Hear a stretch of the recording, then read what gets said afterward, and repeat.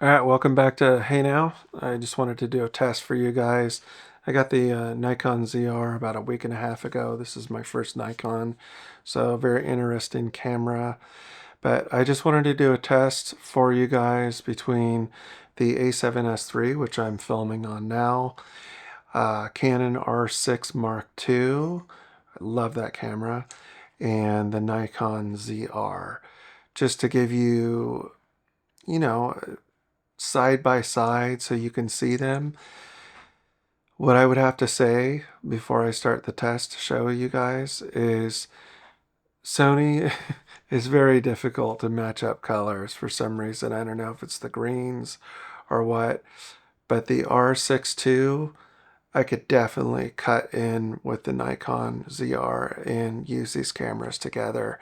But Sony, I would struggle, probably have a hard time with it. And in the test, I'm not really sure if maybe my lens is having issues, but it just didn't look as sharp. All of these were shot in 4K, except for the Nikon was shot in 6K. So here's the test. Let me know what you guys think.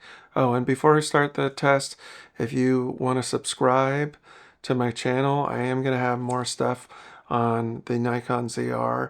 I was thinking of returning it, but and just looking at it between the Canon R6II, it's just it's a really an amazing camera, especially if you're doing like documentaries or stuff where you're not dealing with a lot of dark, low light stuff.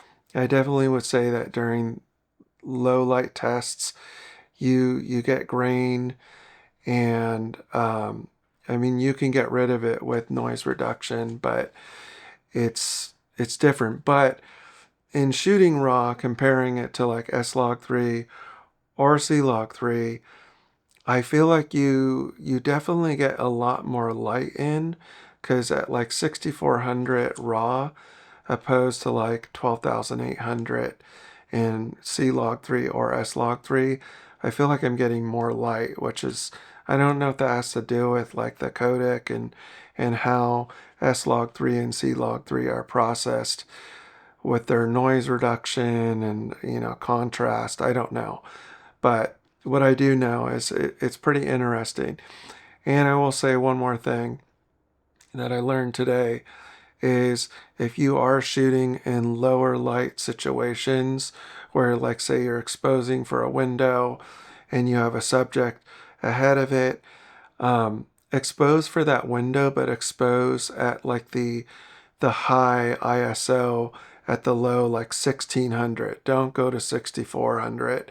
You will get a lot of grain. So just go at the 1600, record at that. And then when you get it into DaVinci Resolve or whatever you're using, you can bring it back up to 6400 and the grain won't be there. It'll just be a lot tighter on the shot. So anyway, here's the test. You can see it and go.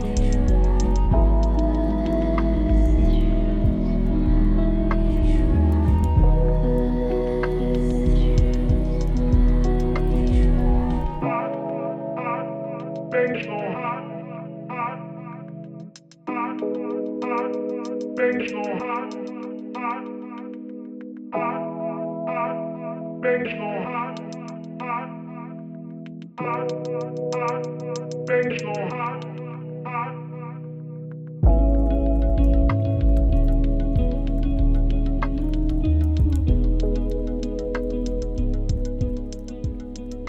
All right, so I don't know. I decided to give you also samples of photography as well. And what I would have to say is that I love the Sony A7S III for photography, even though it's a 12 megapixel camera. I just like the look of it. I've used it a lot. Plus the autofocus is really fast at the 12 frames per second. Almost 99% of the shots. I rarely ever miss the shot with that camera. Um, as for the Canon R6II, I love the photography with it. It's just, I could get really high ISO shots at like 12,800 and they still look good. There might be grain in there, but the picture hasn't fallen apart, opposed to like my Sony A7S III, pretty much can only push it up to about 8,000 and the picture starts to fall apart. I don't want to go past that. Now with the Nikon ZR, I'm not crazy about the photography so far. I have done some stuff at my son's soccer game and it's looked good on like the stuff that's in daylight, but anything that you push past like 5,000, I just don't think looks good. I don't think it's a photography camera, and maybe it could be because of my Sony E-mount lenses. So I am going to be getting a Nikon lens tomorrow from a friend. So I will do further testing to see if it just has to do with Sony E-mount lenses. But I don't know. We'll see. But I will have to say on the Nikon side for video using the R3D and E, it's beautiful. You know, there is definitely something different about it opposed to my Sony or my Canon. Maybe it's the 6K that looks better, but I think that there's something about the way that it handles shadows and highlights. I know everybody says, okay, it's the color of red, as you could see in this video sample. I didn't even use a red LUT or anything like that. I used the buttery LUTs. If you haven't tried those, they're awesome. They're great for all three cameras that I use. So anyway, leave comments down below on what you think. And like I said, subscribe. I'd like to get more subscribers, try to at least get to 1,000 by the summer. So anyway, thanks for watching. I'll see you on the next one.